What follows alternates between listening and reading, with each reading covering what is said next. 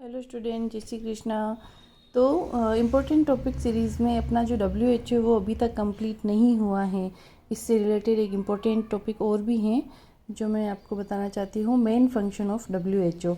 अभी तक जो अपन ने पढ़ा था वो WHO के फंक्शन नहीं थे, वो एक जस्ट ए डिटेल्ड इंट्रोडक्शन था WHO का, कि उसका एस्टेब्लिशमेंट कब हुआ, वो कहाँ उसका मुख्यालय स्थित है, कितनी मेंबर कंट्रीज़ उसकी हैं, और वो अपने मेंबर कंट्रीज़ को क्या क्या बेनिफिट्स दिलाते हैं, उसमें क्या क्या इम्पोर्टेंट बॉडीज़ होते हैं जैसे कि वर्ल्ड हेल्थ असेंबलीज़, सेक्रेटरीट वगैरह।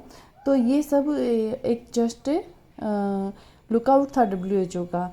जो आप अगर WHO पे अगर एक्सपेंडेड क्वेश्चन आता है लॉन्ग ऐसे टाइप में, तो आप उसका जो प्रीवियस अपना जो रिकॉर्डेड वीडियो था उसमें आप उसके बारे में WHO के बारे में सारा डिटेल लिख सकते हो कि WHO ये सब एक्टिविटीज़ करता है।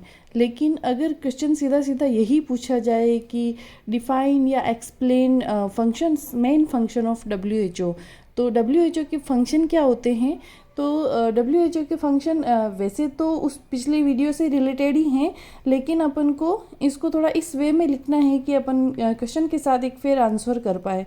तो फर्स्ट इसका आंसर होगा कि मेन फंक्शन होगा prevention and control of various communicable and non communicable disease. तो अपन ने जैसा कि पिछले वीडियो में देखा है कि ये एक इंटरनेशनल पब्लिक हेल्थ प्लेटफॉर्म है जो अपनी सभी मेंबर कंट्रीज़ को हेल्थ से related resources, technically financially guidance और असिस्टेंट प्रोवाइड करता है। तो इसका मेन ऑब्जेक्टिव फर्स्ट क्या था उस समय, जब ये 1948 में इस्टेब्लिश्ड हुआ था, तब बहुत ज़्यादा कम्युनिकेबल और नॉन कम्युनिकेबल डिजीज़ एक्सपांडेड थी। नॉन कम्युनिकेबल की कंपेरेटिवली कम्युनिकेबल डिजीज़ बहुत ज़्यादा एक्सप्लोर हो चुकी थी। तो उन सभी डिजीज़ से related health care services provide करना या उन डिजीज़ का प्रिवेंशन और कंट्रोल करना, तो उसके लिए क्या first constant WHO efforts made chicken pox eradication possible through out the world. यानी कि कांस्टेंट WHO के निरंतर एफर्ट से उन्होंने ये अचीवमेंट हासिल किया कि उन्होंने वर्ल्ड से ही चिकन पॉक्स का इराडिकेशन कर दिया। नेक्स्ट इसका फंक्शन देखें तो स्टार्टेड इम्यूनाइजेशन प्रोग्राम इन 1974। तो जैसा कि EPI एक्सपांडेड इम्यूनाइजेशन प्रोग्राम्स की बात करें अपन तो उसमें अपन ने देखा कि WHO ने फर्स्टली जो मेजर जो कम्युनिकेबल डिजीज हैं जिसकी वजह से मोर्टेलिटी और मॉर्बिडिटी रेट बहुत ज़्यादा इंक्रीज्ड थी, तो उन सभी डिजीज़ को 6 किलर डिजीज़ में इन्होंने इन्वॉल्व किया और उन 6 किलर डिजीज़ के लिए एक इम्यूनाइजेशन प्रोग्राम स्टार्ट किया गया। नेक्स्ट अपन बात करें इसका मेन फंक्शन कम्युनिकेबल और नॉन कम्युनिकेबल डिजीज़ के लिए, तो सन 2000 में इन्होंने स्टॉप TB पार्टनरशिप स्टार्ट किया था। फिर 2002 में इन्होंने GFP स्टार्ट किया था, जिसका फुल फॉर्म कुछ इस तरह है, global fund to fight AIDS TB and malaria. तो GFATM, तो ये कुछ इसका फुल फॉर्म था, तो जिसका उद्देश्य था इन तीनों मेजर प्रॉब्लम से फाइट करने के लिए जो भी ट्रीटमेंट मॉडलिटीज़, जो भी डायग्नोस्टिक मॉडलिटीज़ अपनाई जा सकती हैं उसके लिए फंड इकट्ठा करना। नेक्स्ट नॉन कम्युनिकेबल डिजीज़ के लिए जैसे कि एपिडेमियोलॉजिकल सर्वे में फाइंड आउट होता है कि कहाँ पे डिजीज़ सर्विलेंस ज़्यादा है और कहाँ पे मोर्टेलिटी रेट का रीज़न क्या है। इम्यूनाइजेशंस के थ्रू जैसे कि सर्वाइकल कैंसर के लिए इम्यूनाइजेशंस हो रहा है, जैसे कि ब्रेस्ट कैंसर के लिए इम्यूनाइजेशन हो रहा है, जैसे कि मेनिंजाइटिस के लिए इम्यूनाइजेशन हो रहा है, निमोनिया के लिए इम्यूनाइजेशन हो रहा है। तो ये सारे जो इम्यूनाइजेशन प्रोग्राम हैं इन पर एफर्ट्स डालना। मेजर्स फॉर वेक्टर कंट्रोल से जो भी डिजीज़ प्रोड्यूस होती हैं उसके लिए इफ़ेक्टिव मेजर्स अपनाना। पब्लिक अवेयरनेस यहाँ पे नॉन कम्युनिकेबल डिजीज़ में बहुत ज़्यादा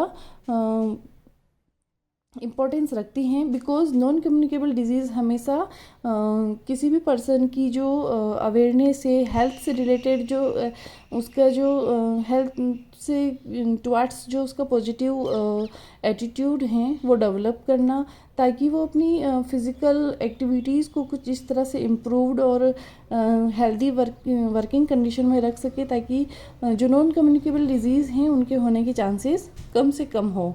नेक्स्ट इसका फंक्शन है formulation of international health policy.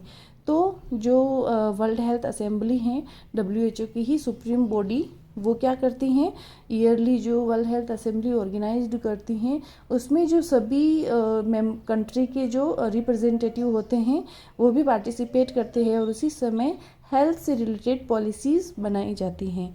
Next इसका तीसरा फंक्शन देखें तो development of comprehensive health services, यानी कि WHO जैसे कि एक पब्लिक हेल्थ प्लेटफॉर्म है इंटरनेशनली, तो उसका भी उद्देश्य ये है कि ओवरऑल यानी कि कॉम्प्रहेंसिव यानी कि चौतरफा जो हेल्थ को इम्प्रूव करने वाले फैक्टर्स से उन पे वर्क करना। तो उस पर कॉम्प्रहेंसिव में बेसिकली तो हेल्थ केयर सर्विसेज को अगर स्टेप बाय स्टेप देखा जाए तो आप सभी को पता ही है कि preventive services, promotive services, diagnostic services, therapeutic services and rehabilitative services included होती हैं। फिर इसमें कॉम्प्रहेंसिव सर्विसेज में डेवलपमेंट ऑफ मैन पावर यानी कि जितने भी हेल्थ केयर सेंटर्स हैं वहाँ पे जो हेल्थ वर्कर्स हैं उनको ज़्यादा से ज़्यादा रिक्रूट करके प्रॉपर हेल्थ केयर सर्विसेज की अवेलेबिलिटी को इंश्योर करना। उसके बाद बात करें तो थर्ड फंक्शन है रिसोर्सेज अवेलेबिलिटी एंड गाइडेंस, यानी कि जो जैसे कि PSC हैं, CSC हैं, डिस्ट्रिक्ट लेवल हैं, ब्लॉक लेवल हैं या मेडिकल कॉलेजेस हैं, तो according to man power, according to availability of resources, उन रिसोर्सेज की अवेलेबिलिटी एश्योर करना। वहाँ पे जिस तरह की सर्विसेज आप प्रोवाइड करते हैं, जैसे कि प्राइमरी हेल्थ सेंटर पर अपन बेसिक और प्रिवेंटिव और डायग्नोस्टिक सर्विसेज प्रोवाइड करते हैं, तो वहाँ पे लिमिटेड रिसोर्सेज होते हैं related diagnostic and treatment services. जैसे कि CSC पे हम थोड़ा सा स्पेशलिटी में जाते हैं, जैसे कि पीडियाट्रिक सर्विसेज, जैसे कि गायनेकोलॉजी सर्विसेज, तो वहाँ पे हम देखते हैं कि मैन पावर भी चेंज होता है। वहाँ पे एक गायनेकोलॉजिस्ट होता है, तो वहाँ पे एक पीडियाट्रिशियन होता है, तो वहाँ पे एक सोनोलॉजिस्ट होता है। तो इस तरह से रिसोर्सेज भी चेंज होते जाते हैं और उनकी जो सर्विसेज हैं वो भी एक्सपांडेड होती जाती हैं। तो नेक्स्ट बात करते हैं infrastructure development according to populations distribution, proper infrastructure को डेवलपमेंट करना। नेक्स्ट एंकरेज रिसर्च, यानी कि हेल्थ से रिलेटेड कोई नई ट्रीटमेंट मॉडलिटीज़ को अपनाना, यानी उपचार पद्धतियों को अपनाना, उनका रिसर्च करना। डायग्नोस्टिक मॉडलिटीज़ यानी नैदानिक पद्धतियों का आविष्कार करना, इन सभी को बढ़ावा देना। जैसे अपन देखते हैं कि लेटेस्ट इंसुलिन का कुछ ऐसा दो डोज का इंजेक्शन आ रहे हैं जो लोगों को एवरीडे इंसुलिन इंजेक्शन डोज से निजात दिलाएगा। जैसे कि सर्वाइकल कैंसर का इम्यूनाइजेशन आया है, जैसे कि कैंसर के जो वेरियस जो स्टेप्स होते हैं उसमें जो उनकी रेडियोलॉजी जो जर्नी होती हैं, जिसमें उनको कीमोथेरेपी वगैरह जो रेडिएशन और कीमोथेरेपी दी जाती हैं, उसमें भी नए आविष्कार करना, ताकि ज़्यादा से ज़्यादा कम से कम साइड इफ़ेक्ट और ज़्यादा से ज़्यादा effective health care services provide की जा सके।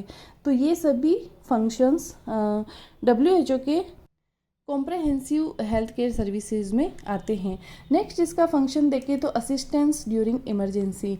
तो WHO का जैसे कि अपन ने पहले भी देखा है कि इस जितने भी मेंबर कंट्रीज़ हैं उन सभी मेंबर कंट्रीज़ में अगर किसी प्रकार की कोई इमरजेंसी कंडीशन है, इमरजेंसी कंडीशन यानी पेंडेमिक यानी कोई किसी प्रकार की कोई महामारी हो गई है, जैसे कि रिसेंटली कोरोना हुआ था, फ्लड बाढ़ आना, फेमिना यानी भूखमरी, अर्थक्वेक यानी भूकंप आना, तो इन सभी कंडीशन में WHO है जो उन कंट्री को फाइनेंशियल और टेक्निकल हेल्प प्रोवाइड करता है। वहाँ पे लोगों को उस पेंडेमिक कंडीशन से या उस इमरजेंसी कंडीशन से किस तरह से जल्द निकाला जा सके, उसके लिए एक मैन पावर की आवश्यकता होती है, बहुत सारी रिसोर्सेज की आवश्यकता होती हैं, बहुत सारी टेक्निकल हेल्प चाहिए, बहुत सारी फाइनेंशियल हेल्प चाहिए, तो उन सभी में WHO हेल्प करता है।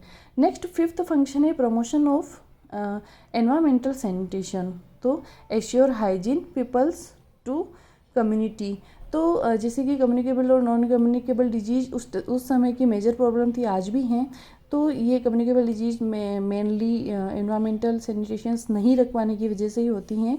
तो एनवायरमेंटल सैनिटेशंस को प्रोमोट करना।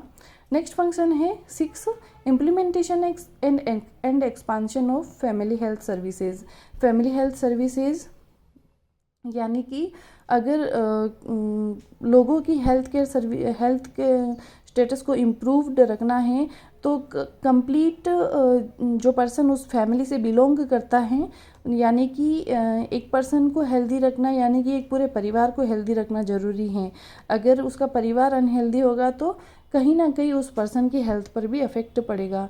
तो अब एक पर्सन को हेल्दी रखने से और एक परिवार को हेल्दी रखने से में क्या क्या फैक्टर्स इंपॉर्टेंट होते हैं, जैसे कि MCH सर्विसेज। उस फैमिली में जो भी फीमेल्स है जो maternal and child health services पाने की कैटेगरी में हैं, उन्हें इफ़ेक्टिव MCH सर्विसेज प्रोवाइड करना, ताकि IMR और MMR को रिड्यूस किया जा सके।